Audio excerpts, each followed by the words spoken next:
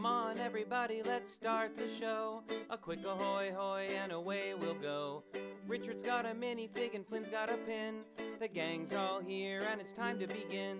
Tricky Bricks roll call. Moto, Holly, Kara, and sometimes Blair, Clicky, Logan, Ms. Thing and Angela, and Thunderman Ho! Now you're here to grab your bricks and let's go to the Tricky Bricks Build and Chat Show!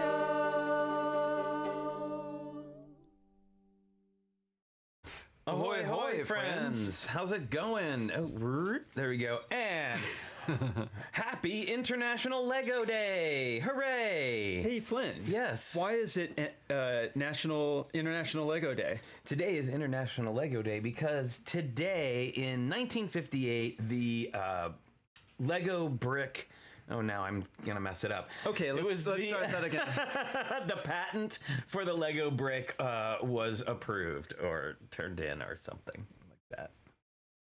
So it's a day. Ushering in the number one toy so many years later in 2022. I know. Can you believe that? Now, is it just me or does 2022 sound pretty futuristic? It sounds like sci-fi. Well, for those of us born in the 60s, yes.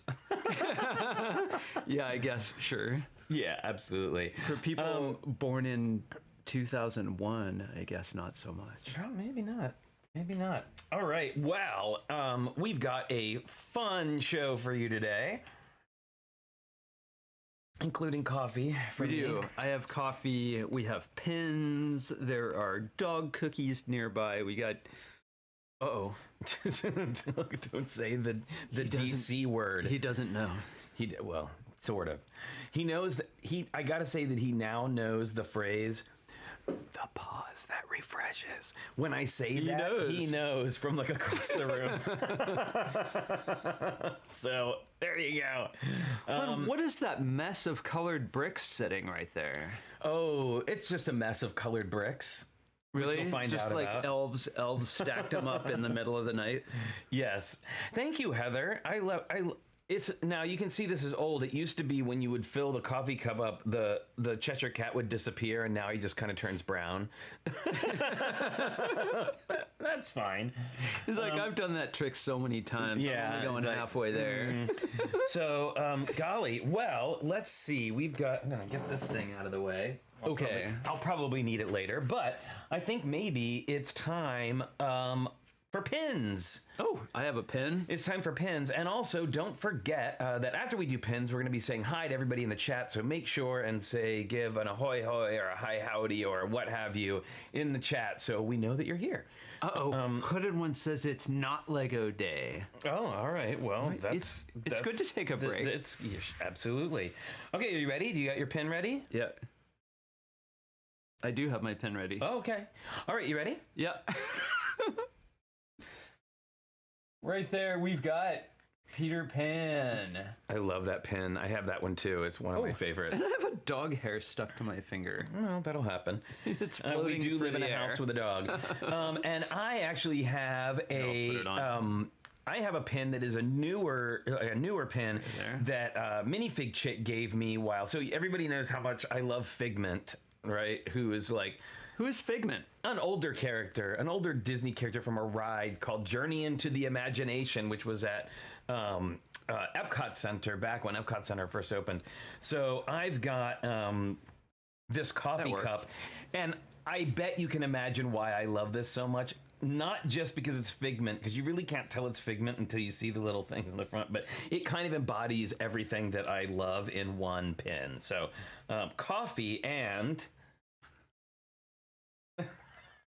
Oh, it's got Figment's horns. It's lavender pink with a sparkly rainbow and a clouds. So you know that this pin was made expressly for me, basically. And so Figment was a purple dragon. He's a lavender dragon. Sorry, Holly. Lavender. He's a lavender dragon. Hi, Monica Berry. You know what that reminds me of? What does it remind you of? Why would Monica Berry showing up in the chat remind us of something? Oh wait, it's still at Epcot?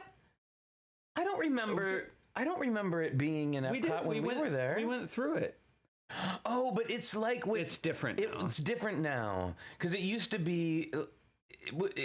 It's different. There is a ride with Figment, and we rode through it. Okay, you're right. We did. I don't know what I'm doing. So the reason I'm excited that Monica Berry is in the chat today, because isn't it someone's birthday? Yes, it's Kevinator's birthday today. So happy birthday, Kevinator. Hope you're having an awesome day. Yay! Good work. Let me see here. Maybe, do I remember correctly? Correct me if I'm wrong, Monica, but I think maybe Kevin is 9 today. Wow, that's awesome. Well, happy birthday to you, and happy 9. All right. Well, I think it's time to say hello. Let's see who's here. There we go. Oh, is that? Oh, the list is shrinking. We're like, let's see who's here, and they all run away. Everyone runs away. Yeah, so make sure you're saying hi there in the chat, so we got your names up there. But right now we've got Brick Jedi, Brickanistas here, Bugs and Lava Bat, Chris and Jaden Wizard Try Spinning Chalice. All right. I have to confess, I don't get that one. Darren Siegfried is here. Fabufan MKE. Heather Mraz. Hells Bells is here. Hooded One. JC Hustle. John Luttrell and Vicky, hello. And kicking off the M-scapades, we got Matthew Builds Bricks, Minifig Chick. Minifig Nick. Yep. Sorry. And Monica Berry. We've also got Osorg. PT McEwen is here. Hey, PT. And Rob Zaccardi. And the Zaccardis. Ahoy, hoy, Lana, Elena, and Vanessa. And, of course... And we're here. Hello, ahoy, howdy to the Hornburgers, wherever you may be. And also, bonsoir to Wilfred and Zerkino Kim. Wherever you are. Wherever you are. So, hope you are all having a... Yvonne, VW, new subscriber from Canada. Hello, well, thank you, and thanks for subscribing. Welcome. So glad to see you. Book of Boba Fett reference. Okay. All right, so we've been watching the Book of Boba Fett, and I went on to Yes. I was on Twitter the other day, and everybody is losing their minds, like literally losing their minds over the last episode of Book of Boba Fett. Everybody's like, it's the greatest episode of this show that I've seen so far. Okay, it's the best. I have an idea. I don't want to give a spoiler. I don't want to give a spoiler for anybody who hasn't seen it. What? Imagine. Imagine that you're watching. I'm trying to. Okay, imagine you're watching No, that's way too old. No one will know. The Lucy Show, right? Okay, that's way too old. Nobody's ever heard of that. Okay, let's watch this. Imagine you're watching the Scrappy-Doo show, and it's all about Scrappy-Doo and his adventures and guests and all that. And then suddenly there's an episode where all of the Scooby-Doo gang are there, and they have an exciting adventure with Velma and Fred and Shaggy and Scooby and all that. And that's it. That's all we're going to say. Yep. Just imagine that. Imagine the chat. And if you were watching the Scrappy-Doo show, I'd have a lot to say to you. But that's a whole nother thing. That's pretty old now, too. Yeah. Anyway. Anyway, when you see it, you'll understand what I mean. But it was pretty hilarious. Wow, I love what Chris just said. Wizard. It was wizard, to quote Anakin. Wizard. I love quoting Anakin. Do you? No, I've never had. It's like I've never heard you quote Anakin I would. Ever. I'd have to watch the movie. Moto is here. Ahoy, hoy, Moto. Christopher Coster, hello. Great to see you. Very good. Anyway, I think you'll get... Vanessa and Lana love Scrappy-Doo. I may have failed. Rob. Okay, I'm just going to say, and you want to double up on the really old references here. Scrappy-Doo is the cousin Oliver of Scooby-Doo. That is actually more true. That's pretty true. Just saying. You got to go into the deep archives there. Now, moving back into the 21st century. Wait. Sorry. 21st century. Anyway, all right. So I think it might be time for one of our features. I think it might be time for Thing from the Crypt.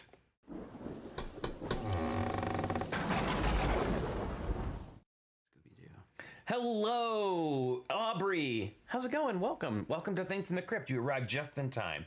And yeah, see, Bubs like Scooby-Doo, so that reference was not lost. Scooby-Doo is awesome. Well, absolutely. Okay, so because it's International Lego Day, we're going to do a Lego Thing from the Crypt. I don't know that this is Lego. Is this really Lego? You know very well that it is. Okay, so don't pretend. But if I saw it in a pile of mixed jumbled toys, I would not have immediately picked this out as Lego. You wouldn't. And I will say, so you all remember, because how could you forget, because I won't let you forget, the awesome Belleville Merman that was gifted to me by my dear friend Gwyneth. And Flynn, what is the proper way to carry a Belleville Merman? Like this. You have to carry it like this all around the convention. Anyway. With a bag of rings in another hand. So, okay. So here we go. We've got the Belleville Merman, but that's not the thing because you've seen this already. But you heard me mention this on a past broadcast. And my good friend Brick Picker Dave, I saw him yesterday. Okay, Aubrey, you're going to love this. It is the Belleville Mermaid Seahorse in trans green. Okay, tell me how, you can tell me how awesome this is. Check out those eyes. Don't they have eyelashes? Yes. And it occurs to me that mermen and mermaids need to ride side saddle. Right? So check this out. I'm going to hold it up closer so you can see. Look at those eyes. Look, not only does it have eyelashes, but there's sparkles in the eyes too. Well, the other one, unfortunately, the other side is a little bit scratched, but it doesn't matter. This is a thing, and you know, side saddle. He's gonna have to, he'll have to definitely ride side saddle with some help. But well, fortunately, they're underwater, so it's not like he's really gonna fall off and hurt himself, right? Right. I think an underwater rodeo would be very different. So yeah, that is today's. And it has studs on the bottom. It does. It has. It doesn't have studs, but stud it's got, receivers. That's the bottom. So it works with Lego. system and that look, way. There's a little number in there. Yep. For those of you who need to find this, but I have to say I was quite pleased with this little gifty. That's pretty awesome. You know, I don't know how we possibly could, but I would love to use this in our new piece. I don't know if we could. That's but maybe. That's actually not out of the realm of possibility. Right. Just gonna say. Anyway, but yeah, so that is today's Thing from the Crypt is the Belleville trans green seahorse. Hooded one. Oh, I'm sorry. I didn't mean to interrupt you. I was enthused by Hooded One's response. Craggle help? What? You were enthused by using glue? No, I was, I was at a loss for a word, and that's the one that found its way in. But really, Craggle? What do you need Craggle for? All right. Why do we need Craggle? All right. Let's move swiftly on, shall we? Okay. Oh, I like how you just arranged that. It wasn't arranged it was sort of semi-arranged. There you go. Okay, so the big, let's move on to the big thing for today, which is talking about the Lego house piece. So last time we had a show about this, which was 2 weeks ago now. Mm-hmm. We showed drawings. We talked a little bit about color scheming and like how we're, what we're doing to come up with our piece. And if you missed that show, do go back and check it out because I think you would really enjoy it. We talk a lot about our process and about the different styles of building that we like to do and the way that we like things up. So and Flynn, on that episode, how many bricks had we put together towards that design? Like 3. Yeah, pretty much. We hadn't really broken ground on assembling bricks. And in the time since then, we have. We have. You know what I'm thinking of now? Somebody said Aquaman ride. Now I want to have like 4 of these and make a carousel. Oh, that would be awesome. An undersea carousel. Anyway, sorry, I keep getting distracted. I need to put this where I can't. I know it's going to be. I just need to put it where I can't see Now it's being scared by Audrey too. Yeah, it was being menaced, if you will. Okay. So about Lego. So we today we're going to talk a bit about structure, which is what you can see, this big pile of bricks back here. We're going to talk a bit about structure, and we're going to talk about MILS, which is Modular Integrated Landscaping System. Yeah, that's right. But before we do that. Okay. Yeah, before we do that, I wanted to show you, we do, I guess it was like a couple weeks ago on the Sunday show, I talked about that we ran into Shy Time Is My Time at Bricks LA, and he kind of turned us on to a new way of doing trees that happens to kind of coincide with the way we want to do trees for our piece. Now, I will preface this by saying this is not perfect. This is an example. Well, this is a workshopping of it, right? This is actually testing out methods and coming up with ways to vary it for our needs. Exactly. And I worked on this on my Twitch stream, and it came out okay. It definitely needs some improvement. But you got to try things out, right? You got to experiment. Now, Shy Time for My Time made Shy Time Is My Time. Shy Time Is My Time. Oh my gosh, I always get it that close. That close. I shouldn't be an archer. No, it's true.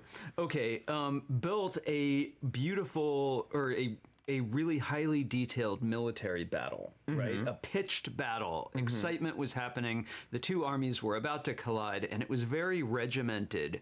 The soldiers were actually in regiments, and the introduction of this tree gave it a softness and organic quality, and really it drew me in from across the room. So just to sort of like preface this, what we used to do this was flowers still on the sprue, okay? Right, here we go. So right out of the molding machine, not taken apart yet. Right, still on the sprue. I'm just spitballing here, but maybe I can use the mosaic set bases as MILS, says Modo. You probably could.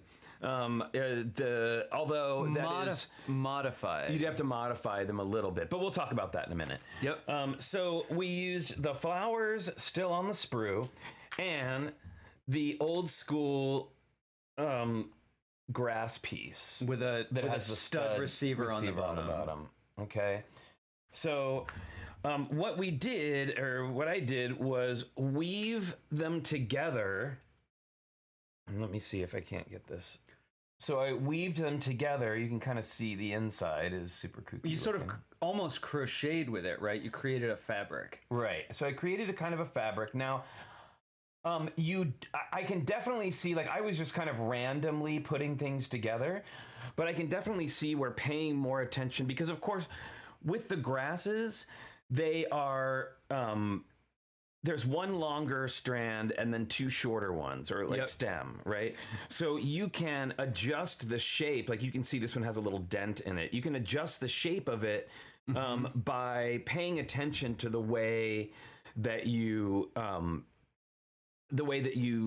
put those in, and like where you put the long ones as compared to the short ones. And the nice thing is, because the flowers are on the sprue, they're on there pretty sturdy, but they do have a fair amount of flexibility. So you can really, like, this is, Well, and there's really good clutch power in that hole with the grass in it, right? Yes, and there is really good clutch power here. So, now, like I said, I want to do a little bit more work with the shaping. Like, this looks a little too much like a loaf of bread for me right now. Well, it's funny. It's funny. I'm seeing how you and I have different approaches to similar projects.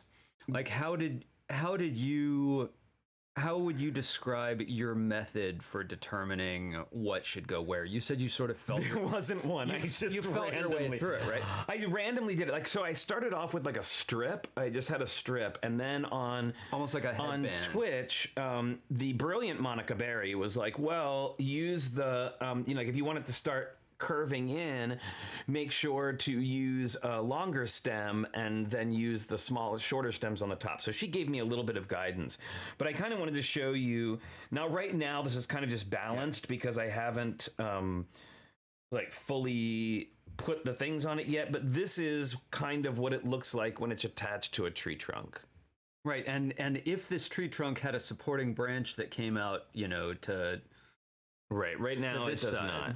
Then it would support it almost like just putting a bell on top of a... Right now it's a little bit, it's like a little bit, but you can attach those grass stems to the, to any studs that you have on the top of this, and then you can use branches. So, I have two observations about this.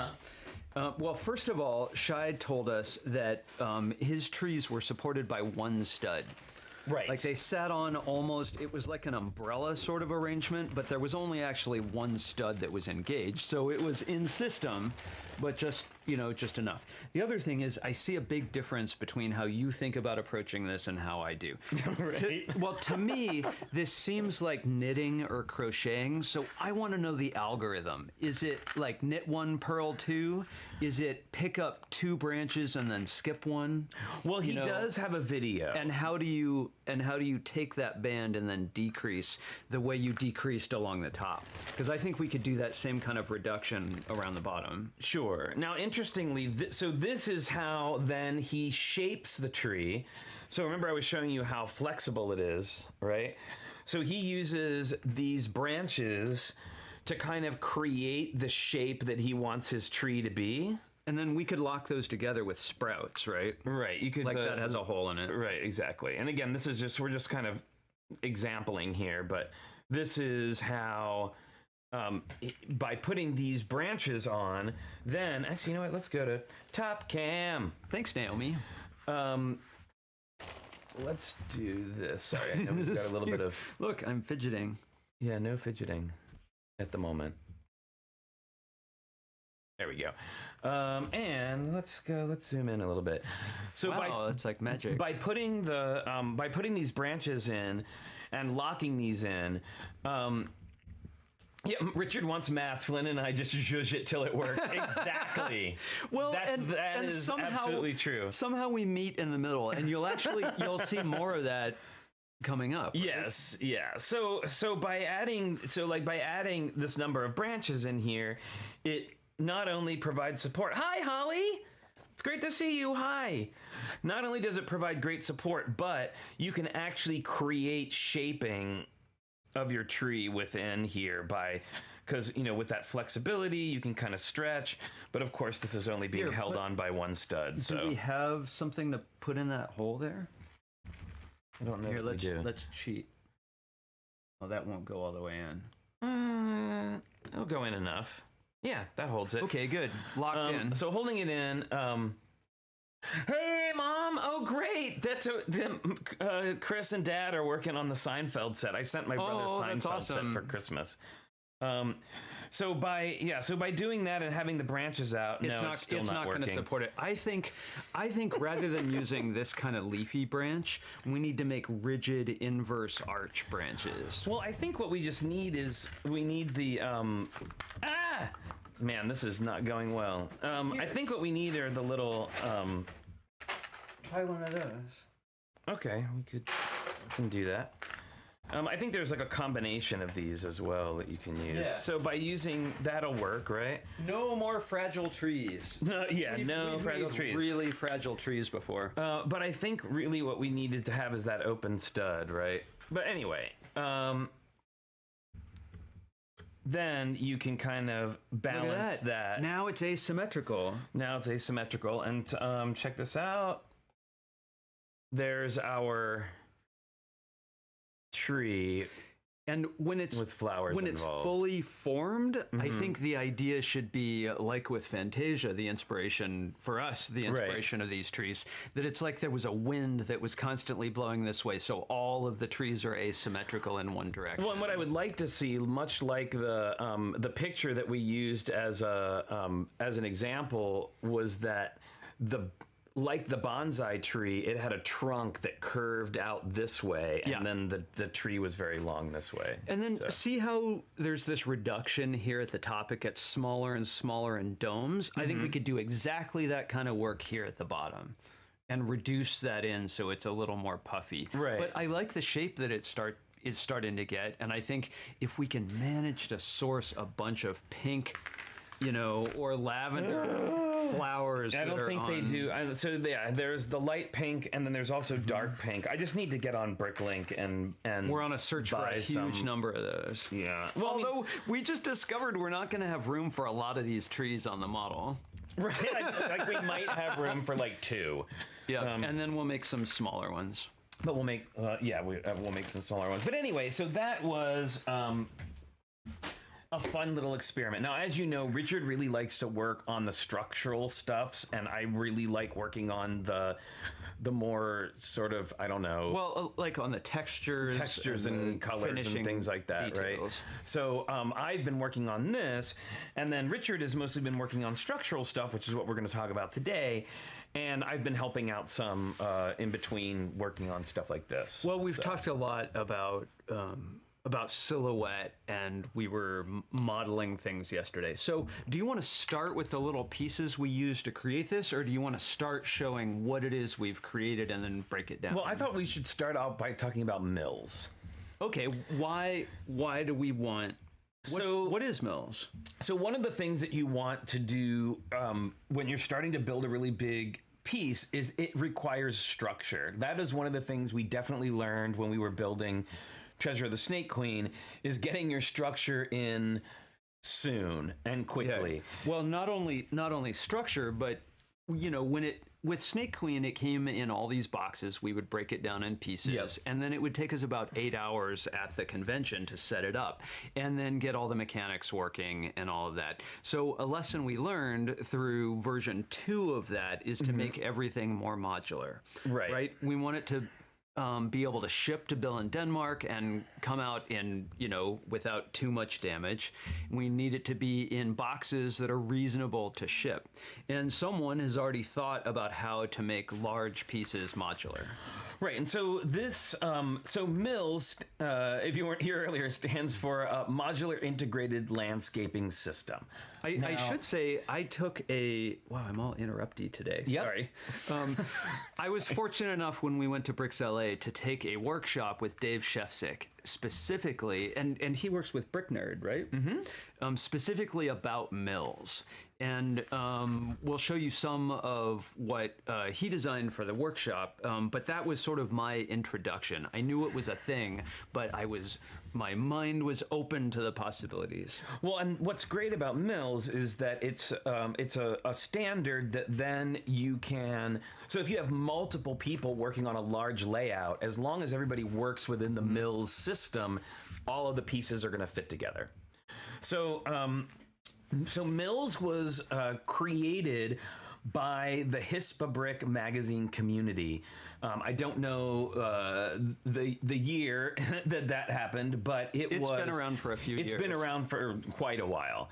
And we have here, let's look at the interwebs here.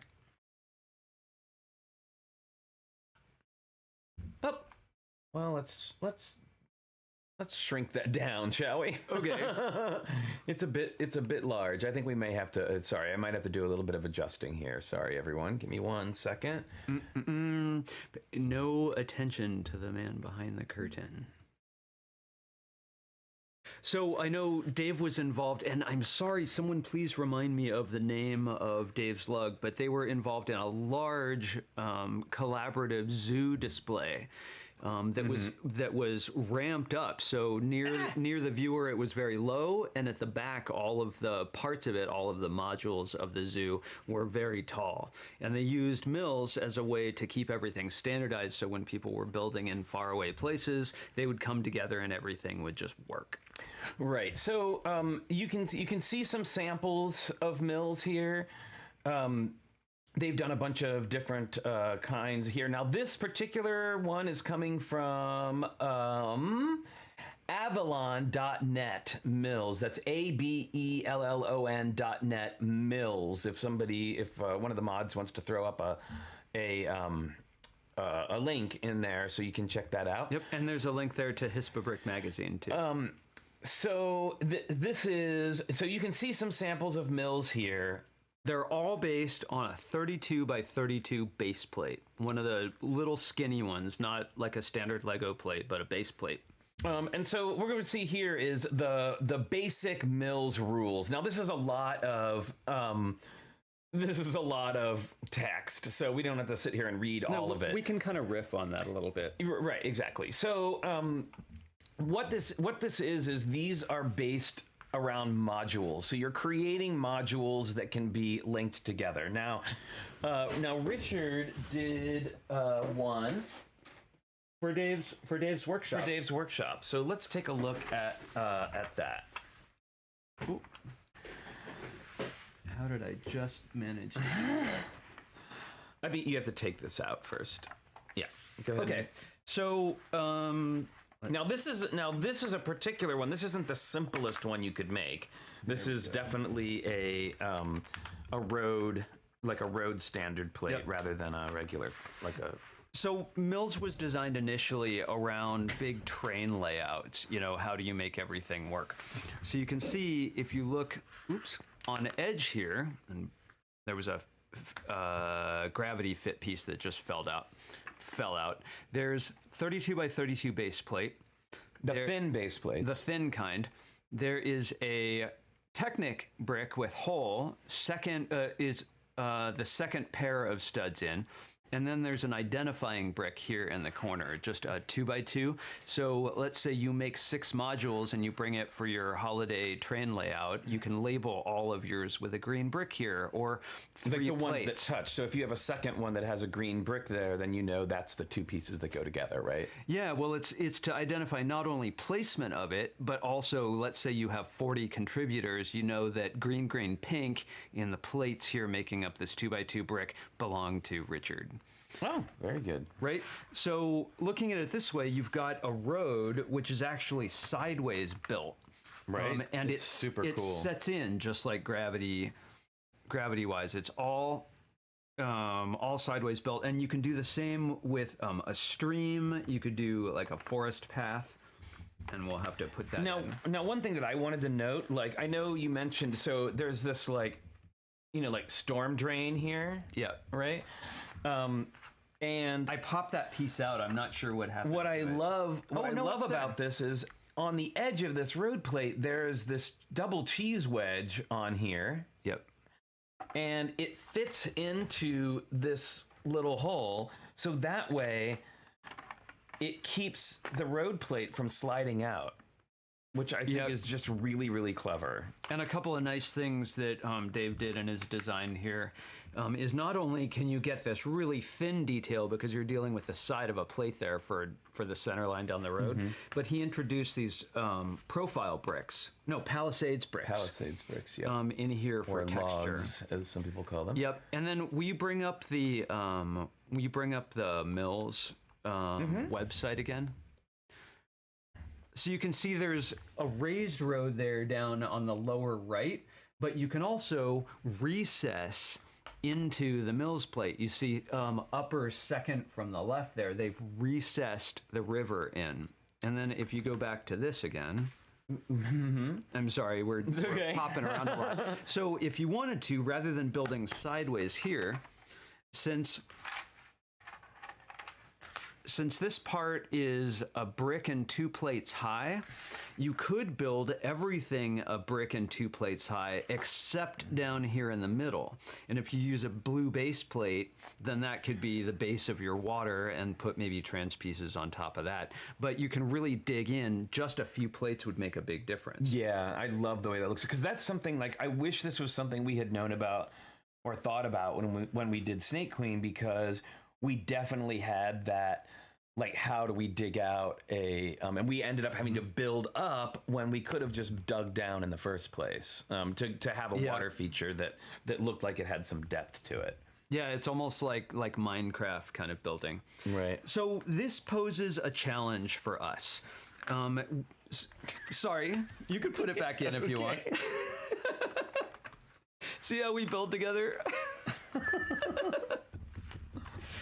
So this poses a challenge for us in that we're going to do a really tall piece that's pretty heavy, and I don't want this flexibility. Like that right there is really flexible. So we thought, how can we take mills and make it more sturdy? Right. And also I wanted to show too what this side of it looks like. Like, in case you had done one that was just solid all the way across without the dugout road, you just have these within. Yeah. Right? Oh, and there's another element of mills that I didn't mention. So identifying things 32 by 32 base plate, colors in the corners, Technic brick here so you can connect all the modules with pins. A nice thing about that is, imagine you're connecting 32 modules, right? Right. How are you going to get it once you've got a row of these across and you need to make all those pins? One way that was suggested is use a Technic pin here, but use a pin to axle here, because the axle's smaller. So it'll still register it, but it'll be a lot easier to make the connection. Well, it'd also be a lot easier to take apart, because surprisingly, 2 pins has a lot of clutch power. Yeah, and then if you have 6 modules in a row, then you've got 12 pins, and it gets a lot harder. Right, exactly. And then the last thing that I didn't mention is, let's say you want to light your piece. You know, you want, instead of a storm drain here, or instead of a manhole cover, let's say you have on your piece a light, and you need to run some wires up there. Well, you could, instead of having this brick here in the middle, it's very typical to have an arch there, or just an open space of 4 studs. And if those are in the center on all of your mills plates all the way around, then you can run your wires underneath the road and no one will ever know. That's so clever. Of course, if you dig this out like for a stream bed, then you would have to route your wires around that. Right, you have less space. So so as far as our project is concerned, we are doing sort of our own take on mills, and since we're not working with other people in a collaboration, we can make those adjustments. But of course, you can adjust. What's great about this is you can adjust it to whatever works for you and whatever works for your group. Although this is a really, really great place to start. Yeah, and it doesn't, in the end, if all of the rows line up, all of the mountain terrain lines up from one plate to the other, like if it's this tall and then this one comes up to meet it and you just separate them, then it doesn't look like a checkerboard. So there were 2 reasons. I did want to show this. You can see there on the upper right, you can see where they've started grading up the landscaping so that we've got hills. Right. Yep. And they actually have names for all of these. If you scroll down, I think you'll see some different kinds of profiles. There we go. Oh, that shows where different modules all come together. Go down even a little bit. That's where further. You can see here is where you can see the 2 things matching up, where you would do landscaping on either side, right? Yeah, and that can all be counted. And then if you go further down, I think they show some tall landscaping on the website. Yeah, so this is, I think this is just so cool. Go down even a little further. I think they have some big profiles. Keep scrolling.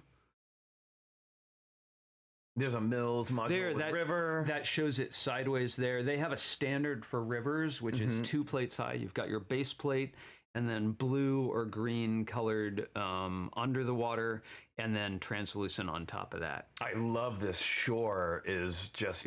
dreamy. And then this, I gotta say, this starts to get towards what we plan to do with mills, is this taller landscaping construction.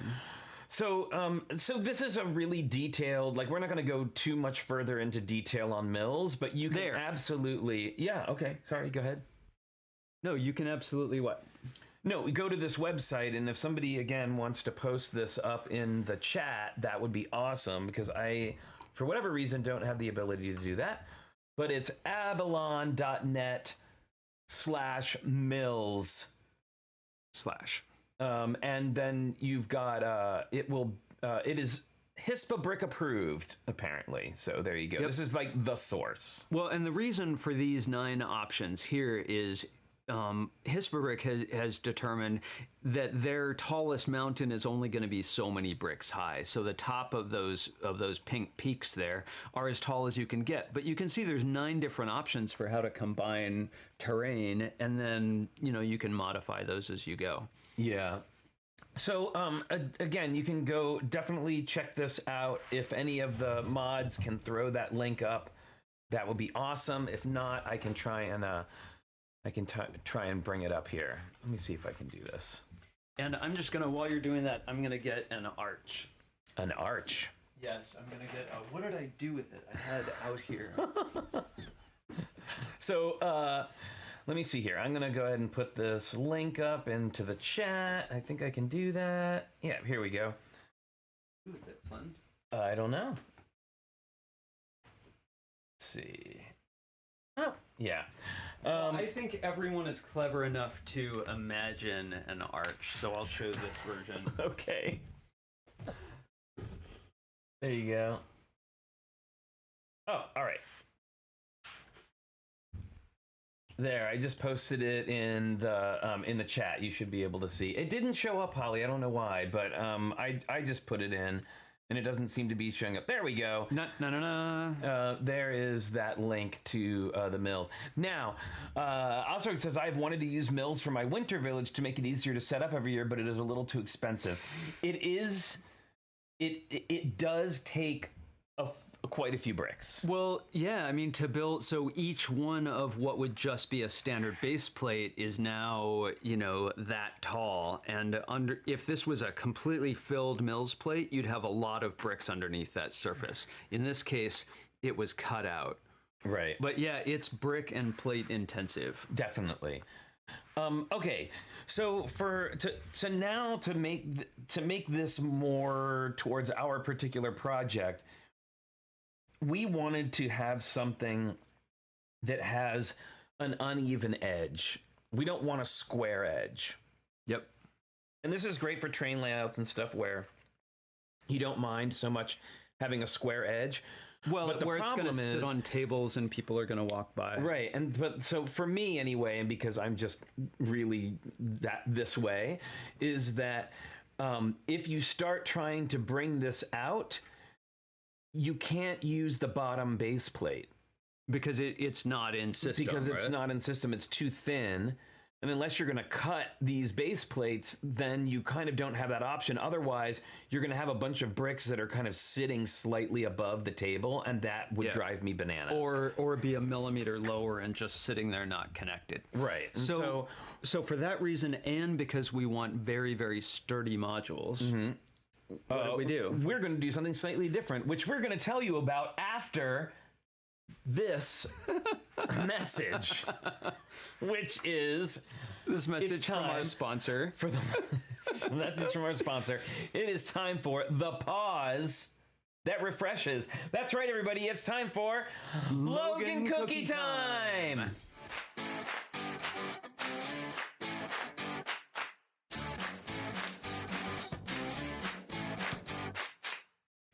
Wow, here he is, everybody. It's excited. The star of the show. There's little pieces.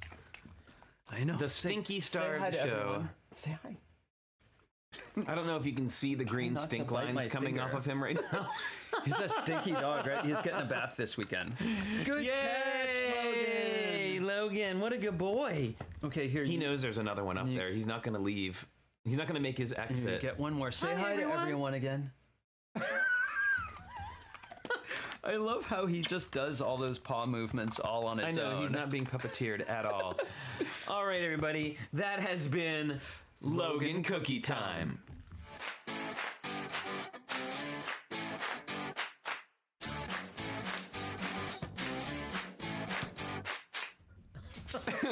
Sometimes he's just done, and sometimes he doesn't want to leave. Yeah, he knows there's another one on the table. Right.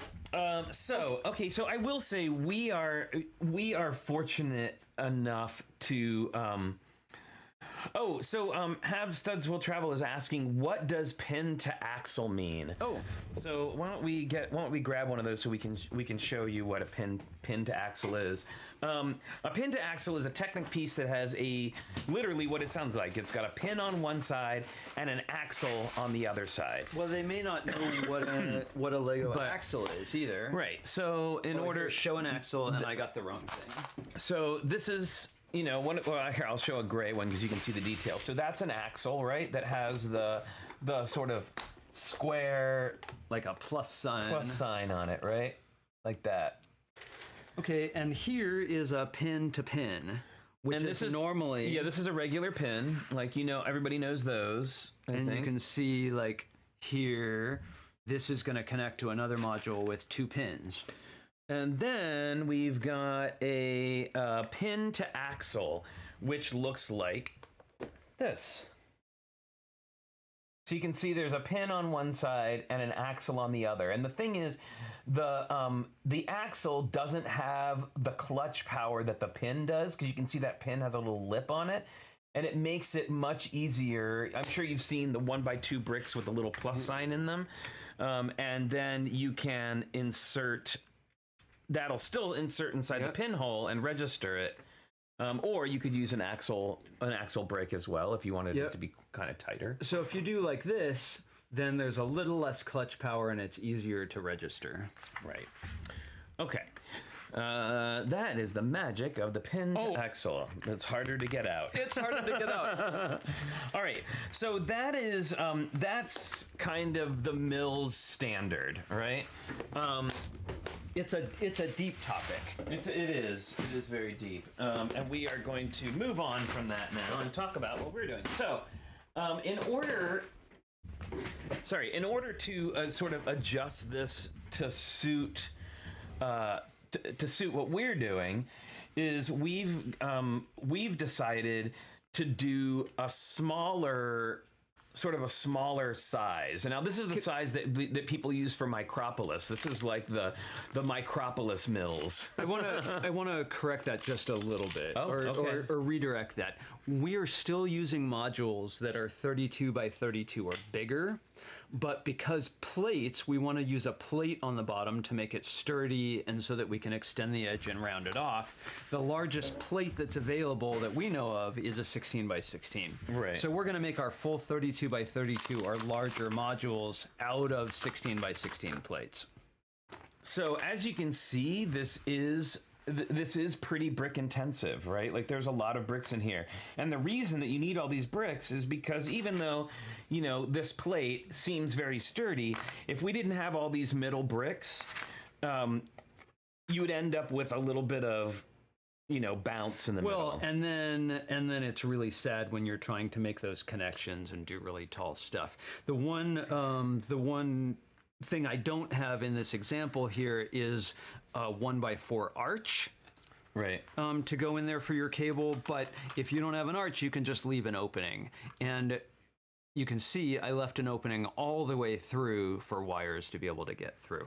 The one thing we haven't solved yet, because we like using these big giant plates here, is if I was to have something on here that needed lighting, we would have to make this out of smaller plates and leave a hole for the wire to come up.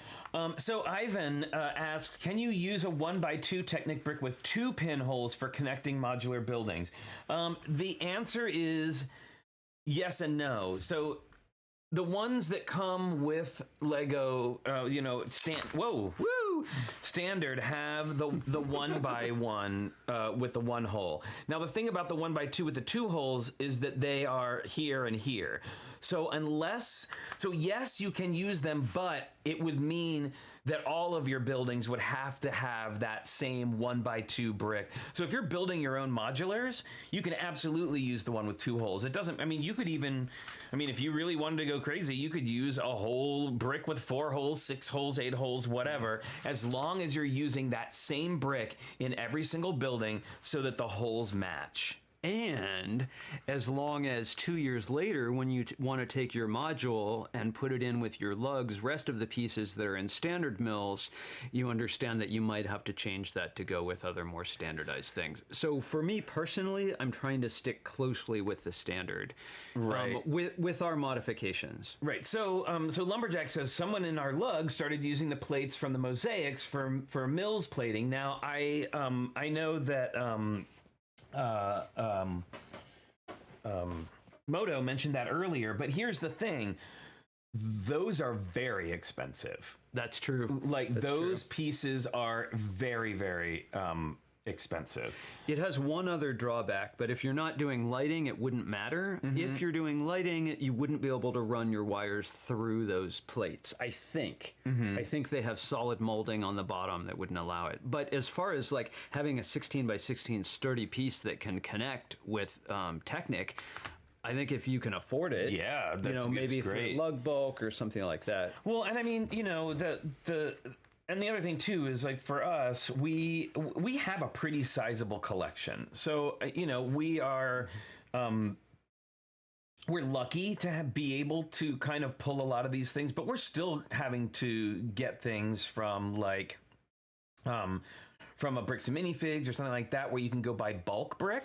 Yeah. And those are going to be some things where we're going to have to. What's up, Alexander 23? They're the Gucci of base plates. Hey, Brick Snaps is here. How's it going, Martin? Good to see you. There will be. There is some. I mean, I do like those ones with the. Now, I believe that the bricks for the mosaics are 1 brick high. Yep, so that won't be as tall as this. This is going to be 1 brick and 2 plates high. But again, the thing about making a standard is, as long as if you're working with other people, as long as everybody's using the same standard, it's going to work. So whether they're using the mosaic plates, they're doing mills, they're doing a modified mills, as long as everybody's using the same standard, it's going to work. Okay. Yeah. So, but again, for us and for what we're doing, we have opted to do a plate on the top and a plate on the bottom. And we're just lucky that we actually have access. Now, when we did what did we do? Oh, the Ewok Adventureland with Boone and Mark and Perry, we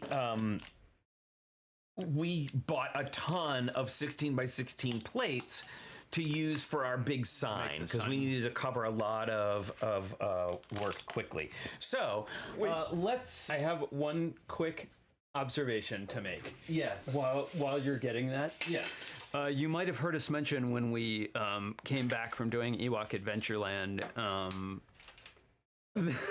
with Boone and Perry, it's really, really good to know if you say that your module size is a base plate. What is a base plate? Is it 16 by 16? Is it an actual base plate that's 32 by 32? Or what did we discover? Are you all right there? Yeah, sorry. What I discovered is when Boone told us it's this many base plates wide, he meant a 48 by 48 base plate. We assumed a 32 by 32 base plate, but I'll tell you that in that particular case, worked out well, because if we had actually gone with the 48 by 48, our sign would have been so massive that there would have been no way we would have gotten it. We would have had to get a blimp to support it. Right. So you were moving on to showing our piece, and I got to say, I'm on my lunch break right now, so I may have to get up and take a call. Excuse me, my break was 10 to 11 here, so I hope I don't have to leave. Let's talk about our piece. Sure. So there was, okay, so we showed you this little standard. Now we're gonna show you what we have done so far with our piece. So we've taken lots of measurements. We've checked our email about 8,000 times to make sure that we got the right measurement. We're 90 centimeters wide by 60 centimeters deep by about 70 some odd centimeters tall is going to be the piece. Right. So you can kind of see where we're going with this, right? Now you'll also notice that we are that we're using some Duplo. Yeah, and we're going to talk about that in a minute. Now, in order for us to ship this, now we don't know like what size they are going to say, like you have to, ship it in this size. We have actually made, and you can see here, all of these units are 32 by 32 base plates, and I'll bring this one over. We don't need the headless mermaid. But you can see how we've made our... Let me squish this. Oops. It's fine. There we go. So you can kind of see how we've made our sort of Mills-esque. Yep. I actually have deliberately not squished it yet because I know that we're going to have to pull some of these up and run wires through the base. Right, exactly. So we're keeping it... So what's this? Keeping it real, right? What is this gray... Yeah, so you can see a gray brick sticking out of here. This is how we're going to make the front of our piece uneven and not completely square, is by adding some bricks that stick out. We'll use an angled plate. We might do something like this, right? And then we'll terrace it. All right. Yep, and then we've also got on the front edge. Are there? Maybe not on this edge, but on the other edges, you see we've got our Technic bricks so that we can tie things Hi, together. Dave. Dave Shefsick is here. Hey, Dave. We were just talking about Mills. I was so inspired by your workshop. Thank you so much. It came at exactly the right time. And we're sort of using a modified version of Mills for our next big piece. So now... Oh, now I'm completely trapped. My giant throne of a chair is not working for me. So here's the thing. Another thing we do now. So we've talked about Mills, and another thing we do, and we're talking about trying to an economy of bricks, right? Because even though we do have a big collection, we're still going to have to end up buying some bricks. And one of the things that we learned doing Snake Queen is how sturdy things need to be, right? Like things need to be very, very sturdy. And also you want to be able to build up quickly, because you can end up spending a lot of time trying to just build up to a certain level. Well, if a brick, and I'm sorry I don't have the exact dimension, but if a brick is about a centimeter tall and we've got a 70 centimeter tall piece, we could use thousands and thousands of bricks, standard bricks, to get up to that height. Exactly. For the whole piece. So what we've done is we're using Duplo. Now, we have some Duplo plates. Yay, this is so exciting. I could not believe it when Flynn brought home giant Duplo plates. We even have this bigger green one. So Duplo, a Duplo plate is actually the same size as a regular system brick. It's the same, the same height. This portion of it is the same height. Now, I know a lot of you probably already know this, but for those of you that don't, it is perfectly compatible. Well, let's show that. The Duplo is perfectly compatible with, well, I mean, not perfectly. There are some caveats. It is compatible with system. So, I'm going to show you. Top cam. You can see that a Lego brick actually fits on top of a regular. Yep. You can use Duplo plate. You can use a 2x4. You can use a 2x2. It'll have a little less clutch. You cannot use a 2x3. Yeah, 2x3 does not work. Nope. All right. So you can see kind of like behind us that we've used a Duplo plate, which we've then covered with system bricks so that we can then build on top of it with system. Oh, or you could bring it over. So, oops. Here, I'll turn it this way. There we go. So we've got our modified Mills plate at the bottom. And then I know that, and we'll show you the drawings again, but I know that our front section with the little shadow box theaters is going to be about 5 Duplo bricks tall. And so... Okay, now how tall? Now, we should also say a regular Duplo brick is the same height as 2 regular system bricks. Is that correct? And am I saying the right thing, or am I ruining it all? I don't think you're ruining it. Am I saying the wrong thing? Here, I'm just getting some system bricks here to get up to this same height. There we go. So where we used 1, 2, 3, 4, 5 Duplo bricks, we had to use 10 regular bricks. 1, 2, 3, 4, 5, 6, 7, 8, 9, 10. Duplo. Right, so Duplo is awesome. And, but you know, there are some caveats, like we were saying. You can't put a system plate on top of a Duplo plate. But you can. It doesn't work. And I'll take this apart a little bit more here. But you can put Duplo bricks on system plates, or system bricks, or studs. Yep.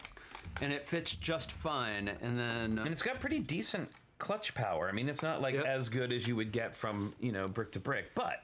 Now, something I discovered is if you put your Duplo bricks in the corner of the plate, it has a certain amount of clutch. But if you mount them here at these intersections, it's a really, really firm connection. So I've inset my columns from the edge of the plate to allow for as sturdy a connection as possible. And it's designed for, you know, for toddlers to put it together, so you can create a lot of size with very, very little effort. So there are those limitations, but yes, I don't know. This would have been so hard. Now, I think for these big plates, I may want to use a 5th and 6th column. I may want to support it from 6 places. But this also, trying it around this way, means that if I need to get in the back here to service things in the model or make like little lighting connections, there's big open places where, you know, if you were using 2x12 plates on system bricks, you'd have to support it in a lot more locations. And then it goes right back in. Okay, you want to grab the can you grab the drawing? Yep. So here, I'll be back in just a second. Okay.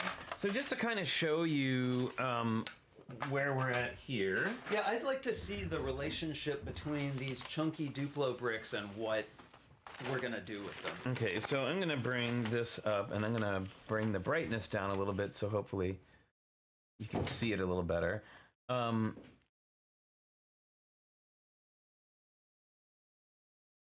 So you can see here, or you can kind of see here, sorry, the white balance is a little weird.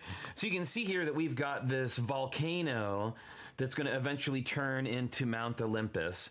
And then over on this side, we have these high cliffs where there's going to be some temples and houses, and there's multiple levels of cliffs coming down with a valley in the center.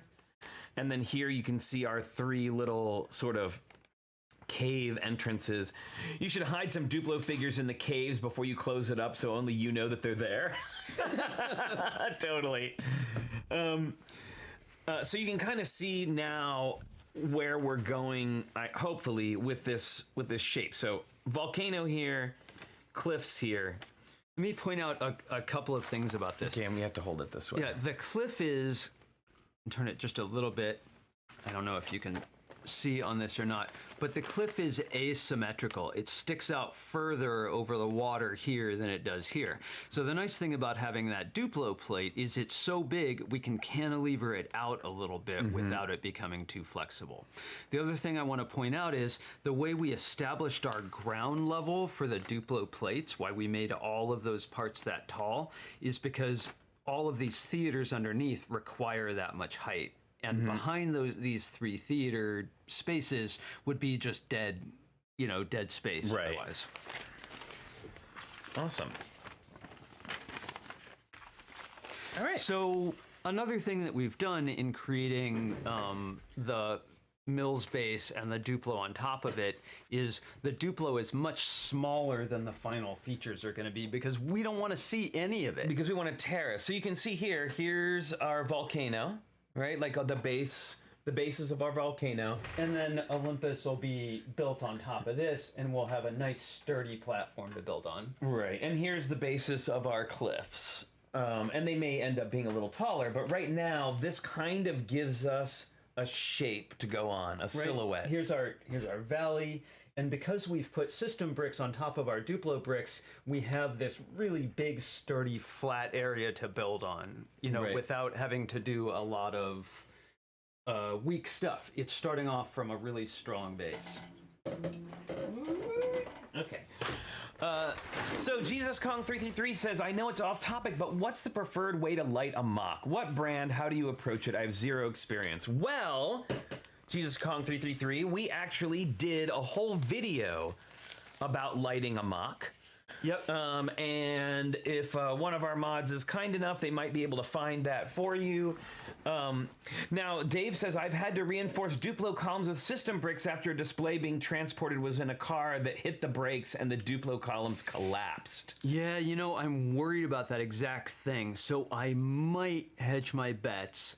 And when we put in the system bricks on top of and below the DUPLO columns, put in Technic brick with hole so that I can actually physically restrain it with Technic beams. Right. I may have to, I don't know, it feels pretty sturdy right now, but it's going to fly a long distance. So I think we're going to do some restraint with Technic. Yeah. And also too, about back to the lighting thing. I will say that the lighting definitely adds another dimension onto the building process because it's something that you really kind of have to think out ahead of time. Well, it's best to, it's possible to lay in lights on a finished mock, but then you're going to end up with a bunch of wires, and unless that's part of your aesthetic, it's really better, because they're going to be fragile too, it's better to hide your wires and save them from damage and from being seen. Exactly. And, and again, none of this is a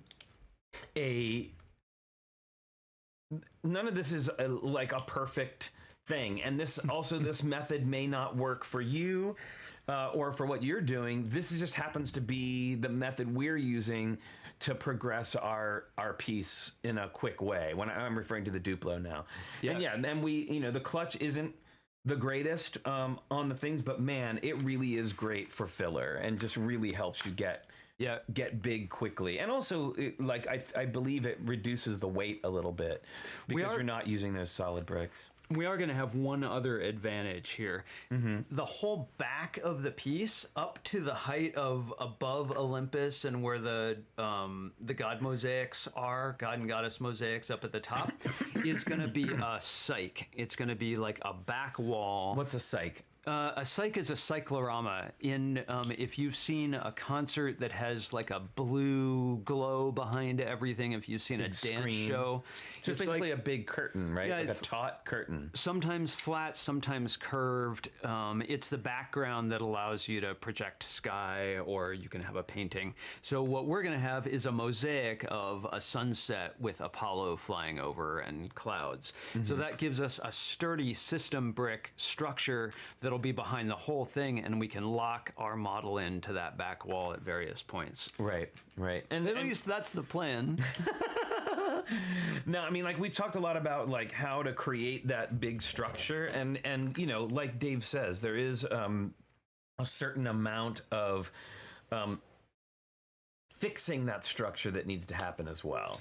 And I know that like Richard was saying, is you can attach these things using Technic at the top and bottom. Now that does require you knowing your Technic math, right? That does require you knowing how many bricks need to be in between, because when you're doing Technic vertically, it's not the same as doing Technic horizontally. And if you'd like to know more about that, you can check out our video on Technic Basics. It's true. We did a how-to about that. Yeah, we've done a whole lot of how-tos. Did we do 30 of them? No, 6. I think we did a bunch. It's been 6 or 8. Okay. But not 30. We do this all day long. But we have done quite a few how-to videos that you can check out on the channel. So, yeah. So I think that's basically it for today. Like that is our show. That is what we've got to show you for today, what we got to show you for our progress. Well, Flynn said a thing earlier today that I absolutely 100% agree with. We're both looking, as much as I enjoy structure and I enjoy thinking about the geometric shapes that underpin all of this organic stuff that we plan to do, really, I'll be glad when that's done and we start laying down proper color system bricks on top of it. That's sort of where it gets really fun. Yeah, I mean, that's where I sort of more come into the picture, is when when we start doing the kind of like a color and other work. I'm just not good with this stuff. Like for whatever reason, it's just not my forte. Fortunately, we're a team. Exactly. So we each have our things that we're good at. So combine them together to create a big pile of Duplo. Right, exactly. This model should be buildable by ages 4 and up.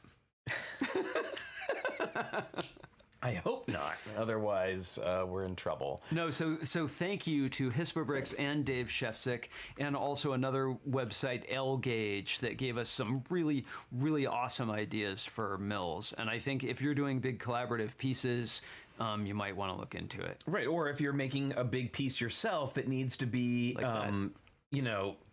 It needs to be modular, and you need to take somewhere. This might be a really great way for you to be able to fit your things together and make sure that they all go together the right way and quickly when you get to the convention. Because trust me, you do not want to spend 8 hours putting your model together at the convention. No, you want it to be together and get your train running around the track. Right. All right, everybody. Well, we will be back, of course, on Sunday with our cast of irregulars, hanging out, talking about Lego. Should be a fun show. As always. And until next time, don't forget to please stay safe, stay healthy, wash your hands, wear your mask, get that vaccine, and get that booster if you haven't gotten it already. And we will see you next time. Happy building. Bye, everyone.